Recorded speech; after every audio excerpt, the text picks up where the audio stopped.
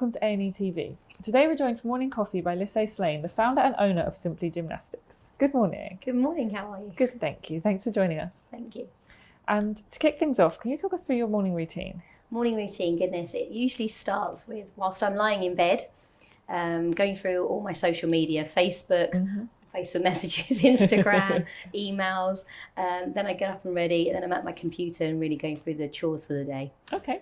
And can you tell us how you came to open your business and what it's all about and what you're doing there? Sure. I was struggling with work in the UAE. I'd had an events background and it was hard to get back into the events, and I literally had to write myself a list of what I enjoy doing and not enjoy doing, what I'm qualified to do, not qualified to do. And it was just there. And it's something that's always been in my life, is gymnastics. I had a friend that did the same thing here. So I knew there was enough work.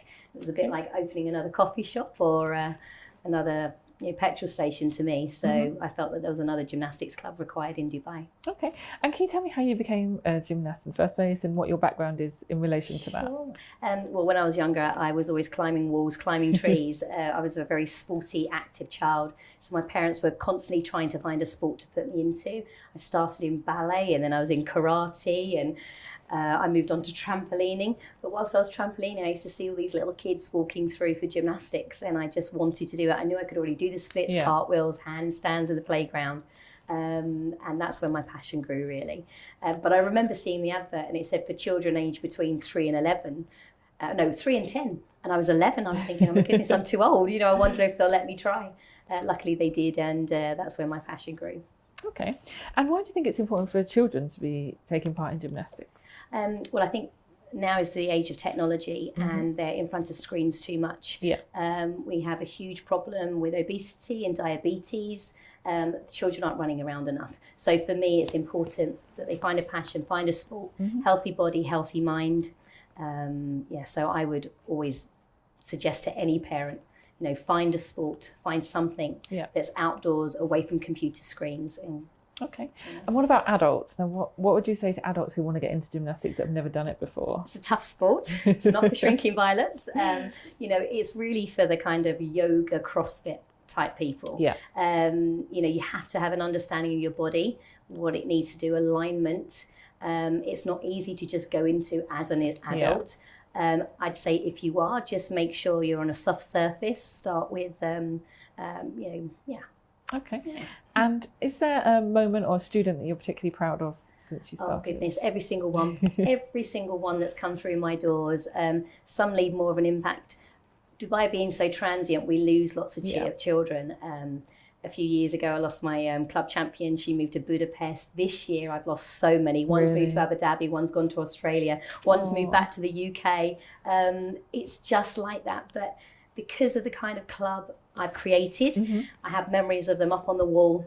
They'll always be able to come back in 10, 15, 20 years' time if they ever visited the club and see a memory of them there. So, that's really nice. They all have an impact on me. Some train longer than others, but they all have an impact. Okay, and what would you say is the biggest challenge that you face? Oh goodness, challenges. Setting up businesses in the UAE, that's a challenge.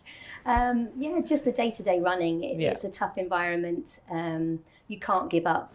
You do come across all these hurdles, and you have to just keep fighting and keep going and stay true to why you're doing what you're doing. Okay. So it's a daily challenge. And what's your biggest achievement so far, would you say? I'd say my biggest achievement is creating a club. Like I said, that it is everything I wanted from a gymnastics club. We listen to the parents, we listen to the children. Every term we do new things for them. I've created a really nice social club so that new families coming to Dubai, they'll get to know each other. They build lifelong friendships. And like I said, they'll always have a place at the club. They'll have a memory that they can come back to, whether it's a letter they wrote me. So many things. Okay. And what about what you still want to achieve? What would you like to achieve? Goodness. You're always striving to achieve. I do believe that every day you need to get better and better at what you're doing. I don't think you're ever there. I think if you ever think that, then you should look back again. I'd love to grow the business, maybe into other avenues, but staying true to who we are and keeping the culture that we have and the social atmosphere that we have. Okay. And who's the person that inspires you the most? Oh goodness. So many people inspire me. There's no one individual. I could say friends, family. day-to-day people inspire me. You know, everyday mum inspires me. You know, I don't have my own family. I know how hard it is to live in Dubai and, you know, run a family. It's tough. So people like that inspire me. Workers coming over here to work, they inspire me. But the people that inspire me the most are the children I teach. They're the ones that drive me and help me. Okay. And what's the professional motto that you live by? Ooh, professional motto. I think it's just to nurture and care for children and to explain to them that no matter what seems unachievable, it's achievable. It's your own personal thoughts. You can only block yourself from learning and achieving something. So it's for me to try and work out that puzzle, unblock that person and make them move forward. So. Okay. And do you have a personal motto? Was it the same? Personal motto would be slightly different. I think just treat others as you wish to be treated. Okay. Stay happy, smile. You never know what other people's problems are. You know, if people react in a way it's not necessarily directed at you, just stay happy, stay positive and try and help and care for others. Okay. And if you could give your younger self one piece of advice, what would it be? It would be to carry on doing what you're doing. What will be, and you'll find your destiny when you'll find your destiny. I wouldn't change a thing. Okay. And what would you tell yourself 10 years from now? I think I'd still be patting myself on the back saying, you know, well done. You know, you wake up every day loving your job and can't wait to start work. And I think so few people nowadays can actually say that. I love my job. Okay. And what do you say no to? I don't often say no to anything. Should you say that? No, I mean, I had an events background. There was never the word no. You know, we were always told, no, you carry on. You know, you find a way until there's absolutely no way that things can happen. So I live my life with, it shouldn't be a no, it's let's try. Okay.